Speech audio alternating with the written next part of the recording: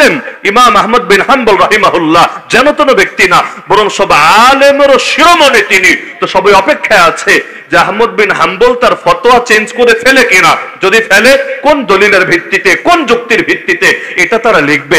লেখার পর সেখানে বসে থাকবে না, কেউ চলে যাবে তার নিজের এলাকায়, নিজের দেশে, নিজের অঞ্চলে, গিয়েও বসে থাকবে না, সেখানে তাদের শাগরেদদেরকে শিখাবে এই আকীদার ব্যাপারে ইমাম আহমদ বিন হাম্বলের ফতোয়া এটা। শাগরেদরা শুনে তারা যখন শিক্ষক হবে তারা তাদের শাগরেদকে শিখাবে, আবার তারা যখন শিক্ষক হবে তাদের শাগরেদদেরকে শিখাবে। এভাবে যুগের পর যুগ, শতাব্দীর পর শতাব্দী, প্রজন্মের পর প্রজন্ম চলতে থাকবে। তো এটা দেখে এসে শাগরেদ যখন রিপোর্ট দিল যে হে মহান ইমাম, হাজার হাজার আলেমরা বসে আছে যে ইমাম আহমদ বিন হাম্বল রাহমাতুল্লাহ আলাইহি এই আকীদার ব্যাপারে সর্বশেষ কি ফতোয়া প্রদান করে, এটা লেখার জন্য।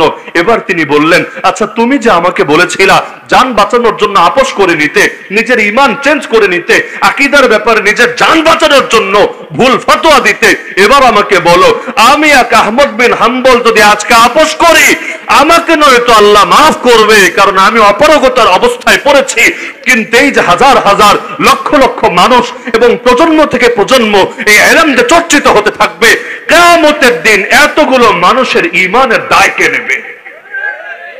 এজন্য নেতৃস্থানীয় আলেম হলে চিন্তা অনেক বেশি বেড়ে যায়, তখন তাদেরকে গোটা জাতি নিয়ে চিন্তা করতে হয়। এই যে ধরেন কিছুদিন আগে কারাগার থেকে কে মুক্ত হলেন? মাওলানা জসিমউদ্দিন রহমান। এরকম উদাহরণ আমি প্রায় সব আলেম যারা কারাগার থেকে মুক্ত হয়ে এসেছেন নাম নিয়ে নিয়ে দিতে পারবো, যেহেতু এটা প্রাসঙ্গিক এজন্য উদাহরণ হিসেবে টানছি। বের হয়েছেন কতকাল জেল খেটে? 2013 থেকে 2024, কত বছর হয় আপনারা হিসাব করেন। এমনকি ওই সময় স্বাস্থ্য যারা দেখেছে আর গতকাল পরশুর মধ্যে তার স্বাস্থ্য যারা দেখেছে, চোখের পানি আটকে রাখা সম্ভব না। কি মানুষ ছিল, কি হয়ে গেল, আমি দেখে তো অবাক। কারণ 2 বছর আগে আমি নিজেও জেলখানায় দেখে এসেছি, কিন্তু 2 বছরের মধ্যে এত পরিবর্তন, এত পরিবর্তন। বিশেষ করে গত বছর তার মুক্তি হওয়ার পর জেল গেট থেকে আবার ধরে নিয়ে গিয়েছিল, আবার জুলুম নির্যাতন করে ভুয়া এক মামলা দিয়ে আবার জেলে পাঠিয়েছিল। এই সময়ে তার উপর এমন জুলুম হয়েছে, এমন নির্যাতন হয়েছে, বিশ্বাস না হলে আপনারা নিজেরা গিয়ে দেখে আসেন। গতকাল নিজের চোখে দেখেছি, আরে চামড়াগুলো এমন ভাবে কুচকে গিয়েছে, মনে হচ্ছে বয়স যেন 80 পার হয়ে গিয়েছে। কি মানুষ ছিলেন, সুস্বাস্থ্যের অধিকারী, অথচ না আছে শরীরে কিছু কঙ্কাল সার, চামড়াগুলো গিয়েছে আলাদা হয়ে। আর কার কাছে ফিরবেন? জেল থেকে নয়তো ছেড়েছে, ফিরবেনটা কার কাছে? যেই ভাই মামলার তদারকি করত তাকেও ধরে কারাগারে বন্দি রেখেছে আর রিমান্ডে এমন মারা মেরেছে, আল্লাহর বান্দা লাশ হয়ে জেলখানা থেকে বের হয়েছে। সর্বশেষ একটা বোন ছিল, ওই বোনও কারাগার থেকে মুক্তি পাওয়ার কিছুদিন আগে দুনিয়া থেকে শেষ নিঃশ্বাস ত্যাগ করেছে। এইরকম করুন এক হালত। তো এখন আল্লাহর বান্দা জেল খাটলেন প্রায় 1 যুগ, কিন্তু তাকে এখন থেকে আরো বহু বছর আগে সেই কাশিমপুর হাই সিকিউরিটি কারাগারে যারা জেল খেটেছে প্রায় সকলে ঘটনা সাক্ষী আছে, তাকে বাংলাদেশের, আমি নাম বলার দরকার নেই, বড় একটা কেন্দ্রীয় গোয়েন্দা সংস্থার নির্বাহী অফিসার গিয়ে তাকে প্রস্তাব দিয়েছিল যে আপনাকে আমরা ছেড়ে দেব, তবে আপনাকে 3টা কাজ করতে হবে। 1 নম্বর কাজ হলো আমরা আপনার থেকে একটা ভিডিও নিব, যে ভিডিওর মধ্যে আপনি বলবেন যে অতীতে যা বলেছি সব ভুল ছিল, আমি সেটা থেকে তওবা করছি, এবং আমার এই কথা থেকে যারা ওই মেসেজটা পেয়েছো তাদেরকেও আমি সংশোধন এবং সতর্ক করে দিচ্ছি। মানে নিজের আদর্শ বিক্রি করে দিতে হবে, ঈমানের বিনিময়ে মুনাফিকি খরিদ করতে হবে। 2 নম্বর প্রস্তাব হলো যেখান থেকে বের হয়ে তারপর আপনাকে প্রচলিত ধারার এক রাজনৈতিক দলের সঙ্গে জড়িত থাকতে হবে, না হলে কখনো আবার আপনার দ্বারা মুজাহিদরা জেগে যায়, পরবর্তীতে এই ঠেলাকে সামলাবে, তাহলে আপনি গণতান্ত্রিক তরিকার রাজনীতি নিয়ে চলবেন, তাহলে আমরা পেরেশানি মুক্ত থাকবো। আর একটা শর্তের কথা এখানে নাই, আমি প্রাসঙ্গিক না। তাহলে এই যে প্রস্তাবটা দেওয়া হলো বহু বছর আগের কথা, এমনকি যেই রুমে বসে আলোচনাটা হয়েছে তার পার্শ্ববর্তী রুমে, জেলখানায় তো দরজা দেখেছেন আপনারা, মানে আলাদা দরজা তো আর থাকে না, লোহার শিক দেয়া থাকে, তার মানে আশপাশে যা আলোচনা হয় এমনি কানে ভাসতে থাকে। পাশের রুমে যারা ছিল এমন 2 জন নিজেরা আমাকে শুনিয়েছে, মানে মধ্যস্থতাকারী নাই, জনকের মুখ হয়ে আস্তে আস্তে মনে হয় কথা বিকৃত হয়েছে। তিনি এক বাক্যে জবাব দিয়েছেন, আমি আমার আদর্শের সঙ্গে প্রতারণা করতে পারবো না, এতে 1 যুগ জেলে থাকা লাগলেও থাকতে রাজি আছে। এমনকি গত বছর মুক্তি দেওয়ার পর আবার যে তুলে নিয়েছে, তখন এই খেলাটাই খেলেছে। শর্ত দিতে চেয়েছে যে আপনাকে আগের আদর্শ পরিবর্তন করে দিতে হবে এবং আপনাকে এই এই ঈমান বিক্রি করার শর্ত মেনে নিতে হবে। তিনি বলেছেন কষ্ট এতকাল করেছি, বাকি জীবনও করতে পারবো। আর স্ট্রোক করেও কারাগারে পড়ে থেকেছি, দেখারও কেউ ছিল না, এমনকি চিকিৎসাও তো ঠিক মতো দেওয়া হয় নাই, প্রয়োজনে লাশ বের হবে, কিন্তু আমি আমার ঈমান বিক্রি করতে রাজি হতে পারি না। ঈমান বিক্রি করলে কি হবে? নিজে হয়তো বেঁচে যাবে আল্লাহর কাছে ওজরের কারণে, অপারগতার কারণে, কিন্তু যারা তাকে অনুসরণ করে কিয়ামতের দিন তারা যখন বলবে আল্লাহ আমাদের তো দোষ নাই, রব্বানা ইন্না আতানা সাদাতানা ওয়া কুবারাআনা ফাআদাল্লুনাস সাবিলা, কোরআনের আয়াত। অপরাধীরা বলবে আল্লাহ আমরা আমাদের নেতা আর বড়দের অনুসরণ করেছি, তারাই আমাদেরকে বিপদগামী করেছে। এই যে যেই সমস্ত পুলিশ সদস্যকে কাজে লাগিয়ে বাংলাদেশে অন্যায়ের রাজত্ব কায়েম করা হয়েছিল, কিয়ামতের দিন তারা কি বলবে? আল্লাহ কোরআনে উল্লেখ করে দিয়েছেন, তারা বলবে আল্লাহ আমি গুলি করতে চাই নাই, আমি এই আলেম ওলামার হাতে হাত করা পড়াতে চাই নাই, আমি তাওহীদি জনতার রক্তে জমিনকে রঞ্জিত করতে চাই নাই, আমি মানুষকে ভুয়া মামলা দিয়ে জেলখানায় পাঠাতে চাই নাই, কিন্তু আল্লাহ আমার তো আদেশ ছিল, আমার তো করণীয় ছিল বড়দের কথা শোনা, আমি সেটাই শুনেছি। তারা আমাদেরকে মিসগাইড করেছে, আমাদেরকে ভুল পথে পরিচালিত করেছে। রব্বানা আতিহিম দুআফাইনি মিনাল আযাব, হে আমাদের রব আজকে তাদেরকে দ্বিগুণ আযাব দেন, ওয়ালআনহুম লানান কাবীরা, তাদের উপর আপনার বড় লানত বর্ষণ করেন। কিন্তু এর মানে এটা না যে এই কথা বললে তাদেরকে ছেড়ে দেওয়া হবে, তাদেরকেও শাস্তি দেওয়া হবে, আর যারা তাদেরকে পাপে বাধ্য করেছিল তাদেরকেও শাস্তি দেওয়া হবে। যখন দেখবে শাস্তি নিশ্চিত, বাঁচার উপায় নাই, তখন কি বলবে? কোরআনে আল্লাহ জানিয়েছেন কি বলবে? তারা বলবে আল্লাহ জাহান্নামে যেহেতু যেতেই হচ্ছে, যাব জাহান্নামে, আপত্তির কিছু নাই, আপত্তি করার সুযোগও নাই, কিন্তু যাদের কারণে আল্লাযাইনি আযাল্লানা মিনাল জিন্নি ওয়াল ইনস, যে সমস্ত জিন শয়তান আর মানুষ শয়তান আমাদেরকে ভুল পথে পরিচালিত করেছে, বিপদগামী করেছে, ওদেরকে একবার আমাদের সামনে এনে হাজির করেন। আর ইনাল্লাযাইনি আযাল্লানা, ওদেরকে একটু দেখান, একটু প্রদর্শন করেন আমাদের সামনে। নাজআলহুমা তাহতা আকদামিনা, আজকে জাহান্নামে যাব তো ঠিক আছে, কিন্তু ওদের বুকের উপর পাড়া দিয়ে যাব, ওদেরকে মাটিতে ফেলে ওদের উপর পাড়া দিয়ে জাহান্নামে যাব। লিয়াকুনা মিনাল আসফালিন, যাতে করে ওরা চূড়ান্ত লাঞ্ছিতদের অন্তর্ভুক্ত হতে পারে। وَأَبْشِرُوا بِالْجَنَّةِ الَّتِي كُنتُمْ تُوعَدُونَ وقال النبي صلى الله تعالى عليه وسلم عصابتان من أمتي أحرزهما الله من النار عصابة تغزو الهند وعصابة تكون مع عيسى بن مريم آمنت بالله صدق الله العلي العظيم وبلغنا رسوله النبي الكريم নূরে মদিনা গুলজার মহিলা মাদ্রাসার পক্ষ থেকে আয়োজিত আজকের নবম বার্ষিক ইসলামী মহাসম্মেলনের সম্মানিত সভাপতি মণ্ডলী, উপস্থিত আমার সরতাজ ওয়াজিবুল ইহতারাম হযরত উলামায়ে কেরাম, এলাকার গণ্যমান্য মুরব্বীগণ, স্থানীয় এবং দূরদূরান্ত থেকে আগত দিন দরদি কোরআন প্রেমী তাওহীদ জনতা এবং পর্দার আড়ালে থাকা মা ও বোনেরা, আবহাওয়া ঝুঁকিপূর্ণ, যে কোনো সময় হয়তো বৃষ্টি চলে আসবে, লম্বা চওড়া আলোচনা করারও সুযোগ নেই। এ কারণে মৌলিক একটা বিষয়কে সামনে রেখে কিছু কথাবার্তা আরজ করবো ইনশাআল্লাহ। তবে অনুরোধ থাকবে, হঠাৎ বৃষ্টি চলে আসলেও ছটফট শুরু করার দরকার নেই। বৃষ্টি আসলে আলোচনা এমনিই থেমে যাবে, তবে একটা ফিনিশিং এ গিয়ে ইনশাআল্লাহ, যাতে করে 5 মিনিটই হোক আর 5 ঘন্টাই হোক একটা বার্তা নিয়ে যাতে বাড়িতে যাওয়া যায়, এমন যাতে না হয় কথা তো শুরু হলো, রেলগাড়িতে চলতে শুরু করলো, কিন্তু কোনো স্টপেজে না এসে এমনি জঙ্গলের মধ্যে দাঁড়িয়ে থাকলো। আল্লাহ তাআলা আমাদের সবাইকে মাহফিল থেকে দ্বীনের কিছু খোরাক নিয়ে বাড়িতে ফেরার তৌফিক দান করুন। যে আয়াত আমি খুতবার মধ্যে পাঠ করেছি, অতি প্রসিদ্ধ আয়াত, যে আয়াতের সাথে আমরা অনেকেই পরিচিত, ইন্নাল্লাযীনা ক্বালু রাব্বুনাল্লাহ, নিশ্চয়ই যারা মুখ দিয়ে বলে আমাদের রব হলেন আল্লাহ, বলেই শেষ না, সুম্মাস্তাকামু, এরপর অটল থাকে, অবিচল থাকে মৃত্যু পর্যন্ত, তাতানাজ্জালু আলাইহিমুল মালাইকা, তাদের কাছে ফেরেশতারা নেমে আসে জমিনের বুকে মৃত্যুর আগেই এই সুসংবাদ নিয়ে, আল্লাহ তাখাফু ওয়ালা তাহজানু, আরে মরণ এসেছে তাতে কি, তোমাদের ভয়ের কোনো কারণ নাই, দুঃখেরও কোনো ব্যাপার নাই, ওয়াবশিরু বিল জান্নাতিল্লাতী কুনতুম তুআদুন, মরবা পরে দুনিয়ার মধ্যে বসেই জান্নাতের সুসংবাদ শুনে নাও আগে। তাহলে ফেরেশতারা জান্নাতের সুসংবাদ দেবেন কাদেরকে? যাদের ভেতরে দুইটা গুণ থাকবে। এক নম্বর গুণ হলো রব্বুন আল্লাহ, আল্লাহকেই একমাত্র রব বলে ঘোষণা দেয়। কবরে রাখার পরও যে প্রশ্নটা সবার আগেই করা হবে, মান রব্বুকা, তোমার রবকে বলো তুমি। যে বলবে রব্বি আল্লাহ, আমার রব হলেন আল্লাহ, একমাত্র তার জন্যই মুক্তি। তো এই ঘোষণাটা যে ব্যক্তি দিবে রব্বুন আল্লাহ, দিয়ে শেষ না।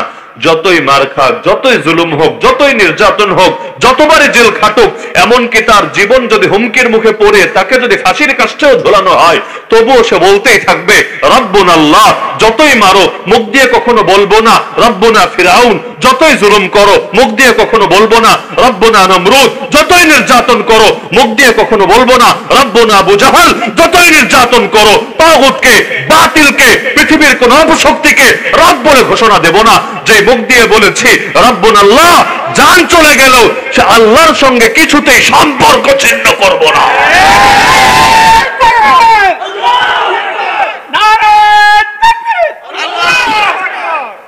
বেলালে হাবশী রাদিয়াল্লাহু তাআলা আনহুর উপর জুলুম হচ্ছিল।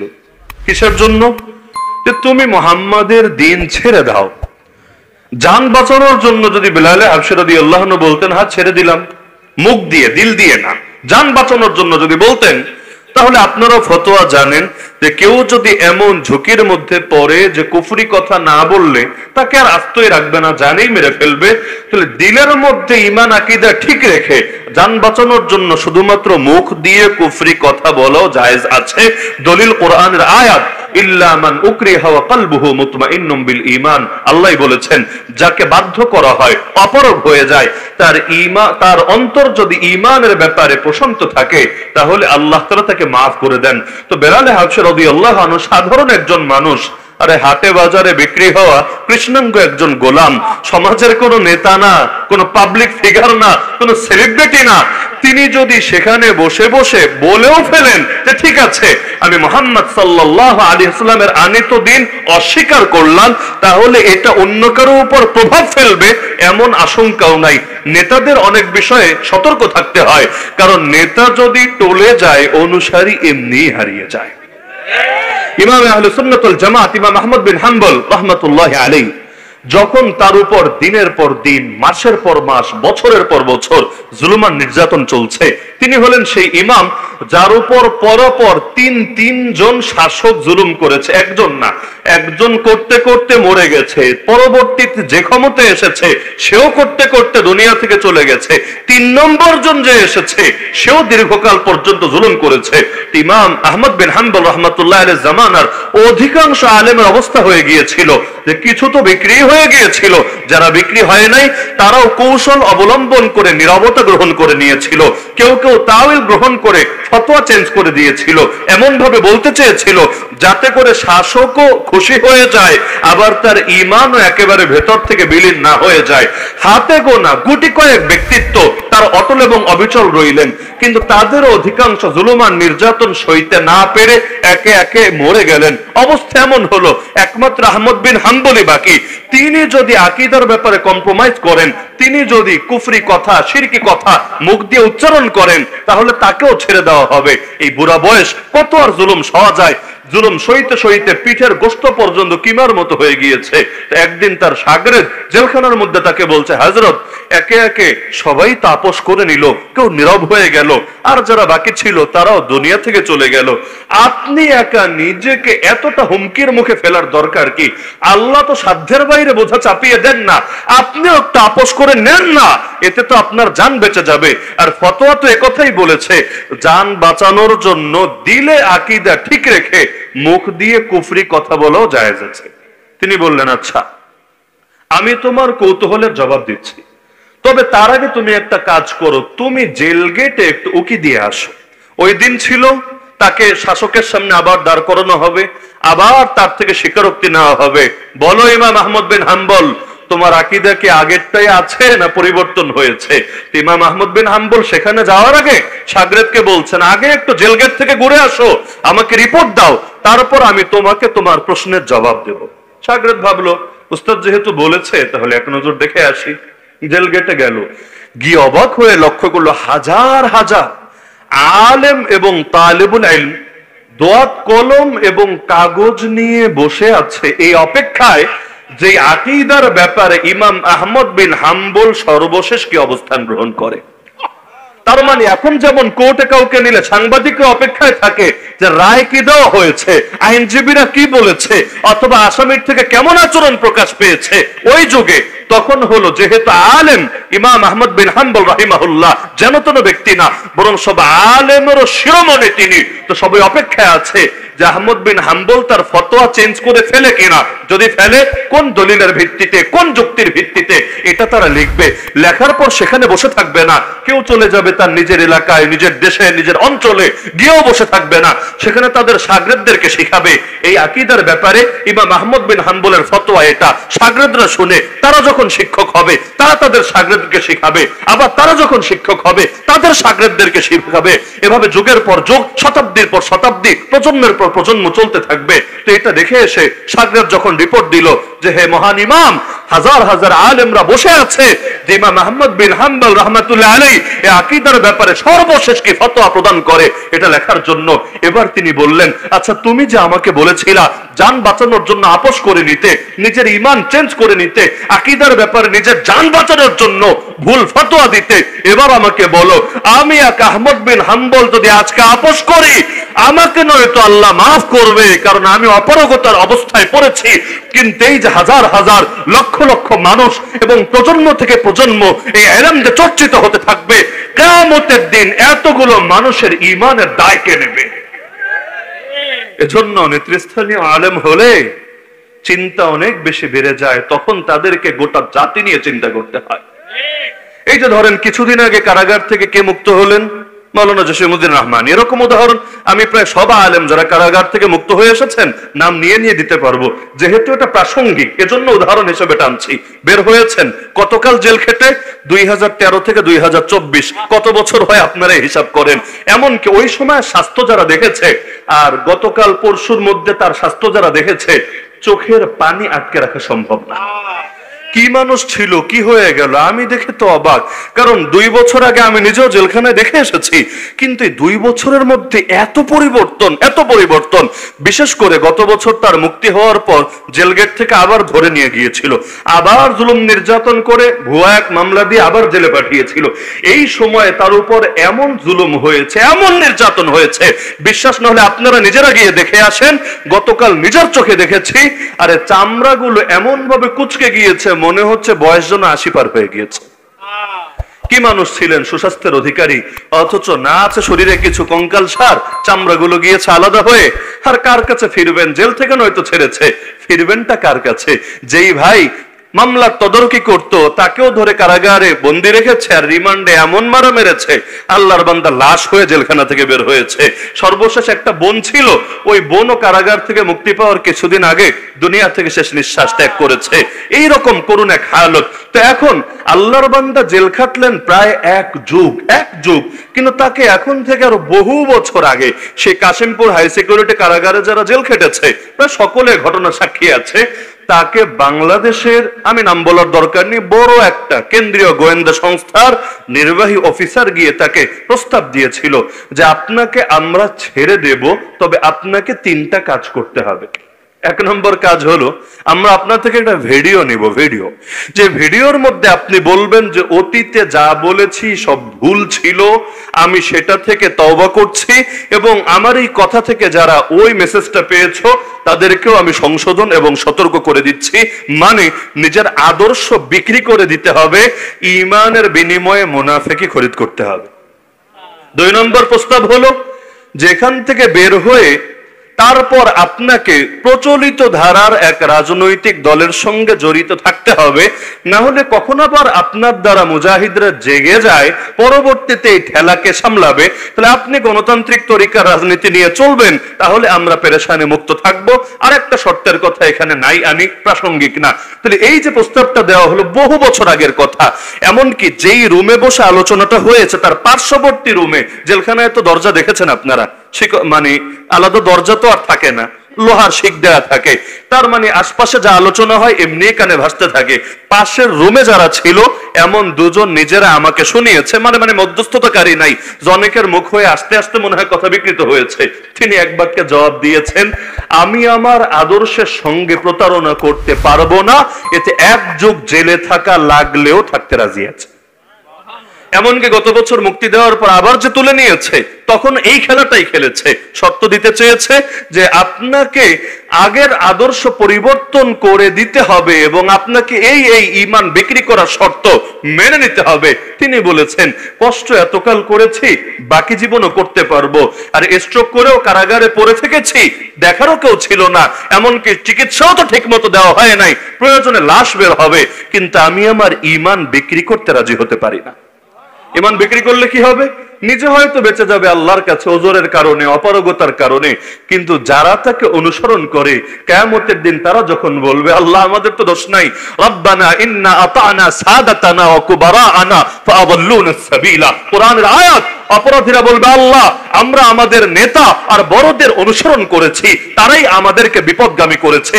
এই যে যেই সমস্ত পুলিশ সদস্যকে কাজে লাগিয়ে বাংলাদেশে অন্যায়ের রাজত্ব কায়েম করা হয়েছিল, কিয়ামতের দিন তারা কি বলবে? আল্লাহ কোরআনে উল্লেখ করে দিয়েছেন, তারা বলবে, আল্লাহ আমি গুলি করতে চাই নাই, আমি এই আলেম ওলামার হাতে হাত করা পরাতে চাই নাই, আমি তাওহীদি জনতার রক্তে জমিনকে রঞ্জিত করতে চাই নাই, আমি মানুষকে ভুয়া মামলা দিয়ে জেলখানায় পাঠাতে চাই নাই, কিন্তু আল্লাহ আমার তো আদেশ ছিল, আমার তো করণীয় ছিল বড়দের কথা শোনা, আমি সেটাই শুনেছি, তারা আমাদেরকে মিসগাইড করেছে, আমাদেরকে ভুল পথে পরিচালিত করেছে। রব্বানা আতিহিম দুআফাইনি মিনাল আযাব, হে আমাদের রব আজকে তাদেরকে দ্বিগুণ আযাব দেন, ওয়ালআনহুম লানান কাবীরা, তাদের উপর আপনার বড় লানত বর্ষণ করেন। কিন্তু এর মানে এটা না যে কথা বললে তাদেরকে ছেড়ে দেওয়া হবে, তাদেরকেও শাস্তি দেওয়া হবে, আর যারা তাদেরকে পাপে বাধ্য করেছিল তাদেরকেও শাস্তি দেওয়া হবে। যখন দেখবে শাস্তি নিশ্চিত, বাঁচার উপায় নাই, তখন কি বলবে? কোরআনে আল্লাহ জানিয়েছেন কি বলবে? তারা বলবে, আল্লাহ জাহান্নামে যেহেতু যেতেই হচ্ছে, যাব জাহান্নামে, আপত্তির কিছু নাই, আপত্তি করার সুযোগও নাই, কিন্তু যাদের কারণে আল্লাযীনা আযাল্লানা মিনাল জিন্নি ওয়াল ইনস, যে সমস্ত জিন শয়তান আর মানুষ শয়তান আমাদেরকে ভুল পথে পরিচালিত করেছে, বিপদগামী করেছে, ওদেরকে একবার আমাদের সামনে এনে হাজির করেন, আর ইনাল্লাযীনা আযাল্লানা, ওদেরকে একটু দেখান, একটু প্রদর্শন করেন আমাদের সামনে, নাজআলহুমা তাহতা আকদামিনা, আজকে জাহান্নামে যাব তো ঠিক আছে, কিন্তু ওদের বুকের উপর পাড়া দিয়ে যাব, ওদেরকে মাটিতে ফেলে ওদের উপর পাড়া দিয়ে জাহান্নামে যাব, লিয়াকুনা মিনাল আসফালিন, যাতে করে ওরা চূড়ান্ত লাঞ্ছিতদের অন্তর্ভুক্ত হতে পারে।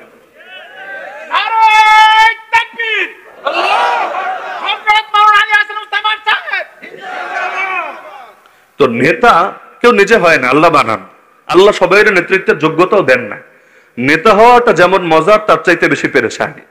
কিয়ামতের দিন সব নেতাদেরকে হাজির করা হবে, এমন হাদিসও তো আছে, গলার মধ্যে বেড়ি লাগিয়ে, জিনজির লাগিয়ে, যদি সে তার দায়িত্ব ঠিকমতো পালন করে খুলে দেওয়া হবে, জান্নাত দেওয়া হবে, ঠিকমতো যদি পালন না করে টেনে হিচড়ে ওভাবেই জাহান্নামে নিক্ষেপ করা হবে। তাহলে নেতৃস্থানীয় ব্যক্তিদের ব্যাপারটা আলাদা, কিন্তু বেলালে হাবশী রাদিয়াল্লাহু আনহু তিনি কোনো নেতা ছিলেন না, কোনো পাবলিক ফিগার না, কোনো সেলিব্রিটি না। তিনি ইমানের ঘোষণা দিলেই কি, আর যদি ইমান ছাড়ার ঘোষণা দেন তাতেই কি এটা অন্যের উপর প্রভাব ফেলবে, এমন সম্ভাবনা খুব বেশি দেখা যায় না। কিন্তু বেলাল রে মারে আর মারে আর মারে। বেলাল তো নও মুসলিম, অত কিছু জানে না, এখনো অত কিছু শিখেও সারে নাই। বেলাল কি বলবে? খালি বলে, বেলাল আল্লাহকে অস্বীকার কর, মুহাম্মাদের ধর্ম ত্যাগ কর। বেলাল বলে, আহাদ আহাদ আহাদ আহাদ আহাদ, আরে এক আল্লাহ মেনেছি, এক আল্লাহর উপর ঈমান এনেছি, জান যেতে পারে তো সে এক আল্লাহকে ছাড়তে পারবো না। তো এই যে কুল হুয়াল্লাহু আহাদ, এই আহাদ শব্দটা বেলাল বলে যাচ্ছে আর বলে যাচ্ছে আর বলে যাচ্ছে। বাহ্যিকভাবে দেখলে মনে হতে পারে বেলালের এই বলা দিয়ে কি ফায়দা হবে ইসলামের? আরে কি দরকার মাইর খাওয়ার? আপোষ করে নিলেই তো হয়। কিন্তু না রে ভাই, পৃথিবীর বুকে ইসলাম জিন্দা হয় এভাবে। ইসলাম জিন্দা হতা হয় হর কারবালা কে বাদ। মাজলুম যখন জুলুম সয়ে নাই, শহীদের রক্ত যখন জমিন রঞ্জিত হয়, তখনই সেখান থেকে ইসলামের ফুল ফুটে যায়। এই যে আজকে 2024-এ আপনি মহা খুশি যে আমাদের ছাত্ররা আন্দোলন করে বিজয় ছিনিয়ে এনেছে। হ্যাঁ, অতীতে কি করেছে? 21 সালে কি করলো ব্রাহ্মণবাড়িয়ার মানুষরা, হাটহাজারের মানুষরা? 13 সালে কি করলো মুসলমানরা শাপলা চত্বরে গিয়ে? অনেকে এমন আপত্তিও করে এগুলো ছিল ব্যর্থতা। 24-এ এসে সফলতা। কিন্তু তারা জানে না প্রতিটা সফলতার পেছনে অনেক সময় ব্যর্থতার দীর্ঘ গল্প এবং আখ্যান থাকে। এই যে সফলতার শক্তি পেলা, একটা আল্লাহর দেওয়া শক্তি, আর এক হলো বান্দার ভেতরেও জাগা শক্তি। এই শক্তি আসলো কিভাবে রে ভাই? আরে কোটা সংস্কারের আন্দোলন হলো, ভালো কথা। কোটার সঙ্গে আমার কি সম্পর্ক, আপনার কি সম্পর্ক? বাংলাদেশের বিশাল জনগোষ্ঠীরই কোটার সঙ্গে কোনো সম্পর্ক নাই। এই ধরেন কওমি মাদ্রাসা, আজকে তো টেলিভিশনে রিপোর্ট করেছে 73 জন ছাত্র কওমি মাদ্রাসা শহীদ হয়েছে। 73 জন যদি খালি শহীদই হয়, আহত কয়জন হয়েছে, গুলি কয়জন খেয়েছে, সংখ্যাটা কত হতে পারে? একটাবার বিবেককে কাজে লাগিয়ে অনুমান করেন না। তো এই যে এতগুলো ছাত্র শহীদ হলো, আগামীতে তারাও তো সরকারি চাকরি পাবে, তাই না? যারা বেঁচে আছে এরা সরকারি চাকরি পাবে? কারণ কওমি মাদ্রাসায় কেউ পড়ে না সরকারি চাকরি পাওয়ার জন্য। যেদিন ভর্তি হয় ওদিনই মাথা থেকে এই চিন্তাগুলো এমনি নিজেরটা নিজেই জবাই করে দিয়ে আসে। তাহলে এই যে যারা শহীদ হলো কওমি মাদ্রাসার, তারা নেমেছিল কোটার জন্য, দুনিয়ায় চাকরির জন্য? কিছুই তো না। আরো যত মানুষরা নেমেছে, কিভাবে এত ক্ষোভ আসলো সবার ভেতরে? আরে ক্ষোভ একদিনে আসে নাই, 2 দিনে আসে নাই। মনে হচ্ছে একটা ঘটনাকে কেন্দ্র করেই সবাই নেমে এসেছে। না রে ভাই, একটা ঘটনাকে কেন্দ্র করে নামে না। এই যে দীর্ঘ প্রায় 1.5 যুগ ধরে ভেতরে যে ক্ষোভ জমেছে, 15-16 বছরের ক্ষোভ এসে একদিন এক জায়গায় বিস্ফোরিত হয়েছে। আগ্নেয়গিরির তপ্ত লাভা যখন একত্রে বিস্ফোরিত হয়েছে, পৃথিবীর অপশক্তি সেটাকে আর ঠেকিয়ে রাখতে পারে নাই। তাহলে ফল দেখলেন 24-এ, কিন্তু এর পেছনে 13 রক্তের অবদান আছে। ফল দেখলেন 24-এ, এর পেছনে 21-এর রক্তের অবদান আছে। ফল দেখেছেন ঢাকা শহরে, কিন্তু এই শহীদ বাড়িয়ার তরতাজা যুবকদের খুনের অনেক বেশি অবদান তার বিজয়ের পেছনে আছে।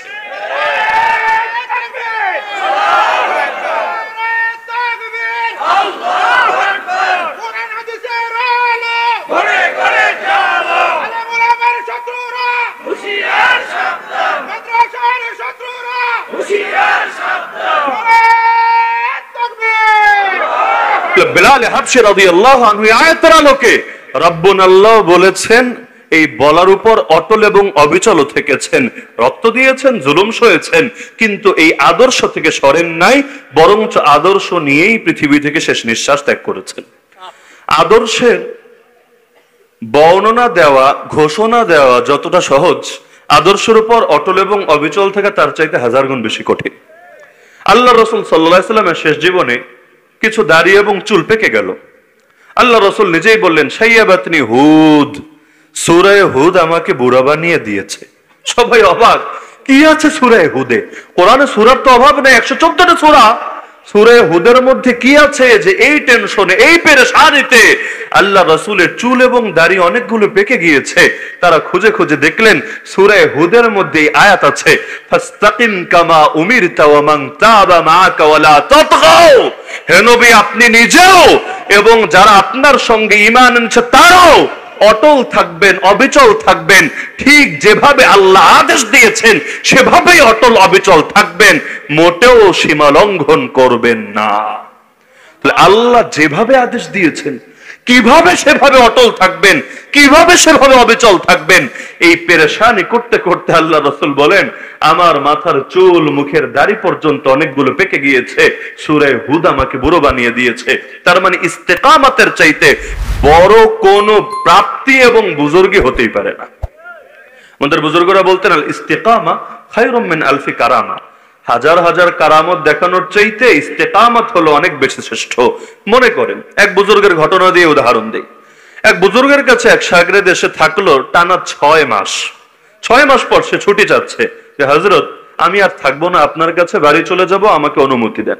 তিনি বললেন, আচ্ছা বাড়ি যাবা, ভালো কথা, কেন যাবা? কোনো ওজর বা কোনো সমস্যা? কিসের জন্য? বলল, না আসলে সত্য কথাই বলে ফেলি, আমি তো ভেবেছিলাম আপনি অনেক বড় পীর, অনেক বড় বুজুর্গ, অনেক বড় শেখ, কিন্তু দীর্ঘদিন, দীর্ঘ 6টা মাস, 6 মাস মানে তো 3 চিল্লারও বেশি। এই 6 মাস থেকেও আমি আপনার থেকে কোনো কেরামতি প্রকাশ পেতে দেখলাম না। না আসমান দিয়ে উঠলেন, না পানি দিয়ে হাঁটলেন, না আগুনের মধ্যে অবকাশ যাপন করলেন, কোন অলৌকিক ব্যাপার স্যাপারে ঘটতে দেখলাম না। তাহলে আমি আসলে আপনাকে যত বড় হুজুর ভেবে এসেছিলাম, আমার ভাবনাটা মনে হয় সঠিক ছিল না। এজন্য আমার মন ভেঙে গেছে, থাকতে আর ইচ্ছা হচ্ছে না, তাই ছুটে যাচ্ছে, আমাকে বাড়িতে যেতে দেন। তিনি বললেন, আচ্ছা বাড়িতে যাবো ভালো কথা, আগে আমাকে কয়েকটা প্রশ্নের জবাব দিয়ে যাও। 1 নম্বর প্রশ্ন, এই দীর্ঘ 6 মাসে তুমি আমাকে কোনো গুনাহ করতে দেখেছো? সে বলল, আল্লাহর কসম, ই আল্লাহ, এই 6 মাসে আপনার থেকে কবিরা গুনাহ দূরের কথা, একটা সগীরা গুনাহ প্রকাশ হতে দেখি নাই। তিনি বলেন, আচ্ছা তাহলে এই 6 মাসে তুমি আমার থেকে কোনো সুন্নাত ছুটতে দেখেছো? তা গুনাহ করি নাই, ঠিক আছে, কোন সুন্নাত আমার দ্বারা ইচ্ছাকৃত ভাবে ছুটেছে এমন কোন ইলম কি তোমার আছে? জানা থাকলে আমাকে সেটা বলো। বলল, আল্লাহর কসম করে বলি, এই 6 মাসের দীর্ঘ সময় আপনার থেকে নবীজির একটা সুন্নত আমি ছুটতে দেখি নাই। 3 নম্বর প্রশ্ন করলেন, আরে পাগল, এর চাইতে বড় কি কারামত তুমি খোঁজো? এই যে অটল এবং অবিচল থাকা, আরে একদিন সারা রাত নামাজ পড়া সহজ, ওই 27 রাতে রমজানে অনেকে পড়ে, 14 শাবানের রাতে অনেকে পড়ে, কিন্তু সারা বছর 5 ওয়াক্ত নামাজ নিয়মিত জামাতের সাথে যে পড়ে সেই বোঝে তারে কত ত্যাগ আর কোরবানি করা লাগে। যে কোনো জিনিস হুট করে করা সহজ, আন্দোলনও বলেন, সংগ্রামও বলেন, হুট করে করা সহজ, কিন্তু দীর্ঘমেয়াদী একটা পরিকল্পনা নিয়ে কোরবানি আর কোরবানি আর কোরবানি দিয়ে দিয়ে অটল এবং অবিচল থাকা বড় জটিল। আমরা কারাগারের মধ্যে আমাদের বুজুর্গরা এভাবে সান্ত্বনা দিতেন। ধরেন বুজুর্গ বলতে সেখানে যেই সমস্ত আলেম ওলামা বা যেই সমস্ত ইসলামপন্থী ব্যক্তিরা নির্যাতিত হয়ে কারো 10 বছর 15 বছর কারো 7 বছর হয়ে গেছে, নতুন যারা যেত কয়েকদিন পর তারাও ডিপ্রেশনে পড়ে যেত, পেরেশানিতে ভুগতে থাকতো, হায় কবে জামিন হবে, কবে বাড়ি যাব। আর বিপদাপদের খবরাখবর যখন আসতো, কারো মৃত্যু সংবাদ আসতো, আরো বেশি ভেঙে পড়তো। তো ওই সময়গুলোতে আমাদেরকে এই কথাটা বলতো এবং মনটা অনেক শক্তিশালী হয়ে যেত যে দেখো শহীদের মর্যাদা অনেক বেশি, কে না জানে, কিন্তু শহীদ কিভাবে শহীদ হচ্ছে, যে সে আছে, কেউ তার বুকে হয়তো গুলি চালিয়েছে, তাকে জবাই করেছে, যে কোনো ভাবে তাকে মেরে ফেলেছে, যদিও বড় কষ্টকর, কিন্তু এক নিমেষেই তার প্রাণটা আল্লাহর সঙ্গে গিয়ে মিলিত হচ্ছে। রক্তের প্রথম ফোঁটা মাটিতে গড়িয়ে পড়ার আগেই আল্লাহ তার সব পাপ মাফ করে দিয়ে তার রূহটা নিয়ে জান্নাতের সবুজ পাখির ভেতর ঢুকিয়ে দিচ্ছে। যদিও দেখতে দৃশ্যটা বড় বিভৎস, বড় পীড়াদায়ক, বড় কষ্টকর, কিন্তু যা হচ্ছে অতি অল্প সময়ে ঘটে যাচ্ছে। গুলি খাচ্ছে, লুটিয়ে পড়ছে, হয়তো শাহাদাত আঙ্গুল উঁচিয়ে ধরে বা কালেমার ঘোষণা দিতে দিতে বা ফুস্তু রাব্বিল কাবা বলতে বলতে শেষ নিঃশ্বাস ত্যাগ করছে। কিন্তু যাদেরকে দ্বীনের জন্য বন্দী করে রাখা হয়েছে, দিন যায়, সপ্তাহ যায়, মাস যায়, বছর যায়, বছর যেতে যেতে যুগও চলে যায়, ছাড়েও না, কি হবে বলাও যাচ্ছে না, হয়তো ফাঁসির রায় হয়ে আছে। আরে সেই আল্লাহর বান্দা শহীদের চাইতেও তো বড় কোরবানি তাকে দিতে হচ্ছে। শহীদ এক নিমেষে চলে যাচ্ছে, অবিচল থাকাও সহজ অতটুকু সময় আদর্শের উপরে, কিন্তু এত দীর্ঘকাল যাতনা সওয়ার পর যে নিজের আদর্শের সঙ্গে মুনাফিকি করে না, বরং যে আদর্শের কারণে আজ কোরবানি শিকার হয়েছে, একই আদর্শ নিয়ে শেষ নিঃশ্বাস ত্যাগ করতে পারে, তার চাইতে বড় মূল্যবান আর দামি কে হতে পারে? আমরাও চিন্তা করতাম, হ্যাঁ ব্যাপারটা তো আসলে এমনই। আমরাও তো বিভিন্ন সময় আন্দোলনে নেমেছি। ধরেন 5 মে সারা রাত কাটিয়ে দিলাম শাপলা চত্বরে, ওই সময় দিলের মধ্যে যে আবেগ ছিল, যদি আমার গায়েও গুলি লাগতো, যদিও টিয়ার শেল পর্যন্ত সীমাবদ্ধ, গুলি লাগে নাই, তো যদি লাগতো কোনো ব্যাপার মনে হতো না, বরং লাগলে আবেগ যেটা ছিল আমার কাছে মনে হয় যে আমার জন্য আরো এটা খুশির ব্যাপার মনে হতো যে আল্লাহ আমার মতো পাপীর জানটাও কবুল করে নিয়েছেন, আমাকে কিছুক্ষণ পর জান্নাতে সবুজ পাখি বানাবেন। কিন্তু এই যে ধরেন বেশি না, আমরা তো খাটলাম 1 বছর, 1 বছরের মধ্যে মনের হালত সবসময় যে এক থাকে এমন না। সুম্মিয়াল কালবু বিল কালবি লিআন্নাহু ইয়াতাকাল্লাব, উথাল পাতাল চলতেই থাকে আর চলতেই থাকে আর চলতেই থাকে। আমরা এমন মানুষও দেখেছি ঈমানের জন্যই জেলে, কিন্তু দীর্ঘদিন থাকতে থাকতে এখন ধীরে ধীরে ঈমান একেবারে ড্যামেজ হয়ে গিয়েছে, এখন তার দিন কাটে সিনেমা দেখে দেখে, বিড়ি টেনে টেনে। আবার এমন মানুষও দেখেছি চুরির মামলায়, ডাকাতির মামলায়, ধর্ষণের মামলায়, খুনের মামলায়, রাহাজানির মামলায় জেলে এসেছে, তার চেহারা সুরত দেখলে, তার ইবাদত বন্দেগী দেখলে নিজের কাছেও নিজের ব্যাপারে লজ্জাবোধ হতে থাকে। আরে হাসান বসরিকে দেখি নাই, কিন্তু এই যুগে তার প্রতিচ্ছবি যেন দেখতে পাচ্ছি নিজের চোখের সামনে। তাহলে দুটোই তো হয়, দুটোই তো হয়। তাহলে রব্বুন আল্লাহ বলা তুলনামূলক সহজ, রব্বুন আল্লাহর উপর অটল এবং অবিচল থাকা তুলনামূলক কঠিন। সব জামানায় জাহেলিয়াতের সঙ্গে ইসলামের দ্বন্দ্বই হলো এখানে। জাহেলিয়াত আপনাকে রব্বুন আল্লাহ মানে আমাদের রব একমাত্র, কেবলমাত্র, শুধুমাত্র কে? আল্লাহ, এর উপর অটল এবং অবিচল থাকতে দিতে চায় না। এই 2024-এর বাংলাদেশের দিকেই তাকান, পশ্চিমা বিশ্বের দিকেই তাকান, সারা দুনিয়ার দিকেই তাকান। এখন তো দুনিয়াতে দুই একটা নামে মানে একেবারে গুটি কয়েক জায়গা ছাড়া কোন জায়গায় তো আর ইসলাম দিয়ে শাসন হয় না, ইসলাম দিয়ে পরিচালনা হয় না, ইসলাম দিয়ে আইন কানুন বিচার আচার কিছুই চলে না। কি দিয়ে চলে? যেটা দিয়ে চলুক, তার নাম সেকুলারিজমই হোক, তার নাম গণতন্ত্রই হোক, সমাজতন্ত্রই হোক, যা মনে চায় তাই হোক, সবগুলোর মধ্যে দেখবেন কমন একটা জিনিস পাবেন। কমন জিনিস যে আপনি যে বলতে চান যে আমাদের রব একমাত্র আল্লাহ, সব ক্ষেত্রে আল্লাহ।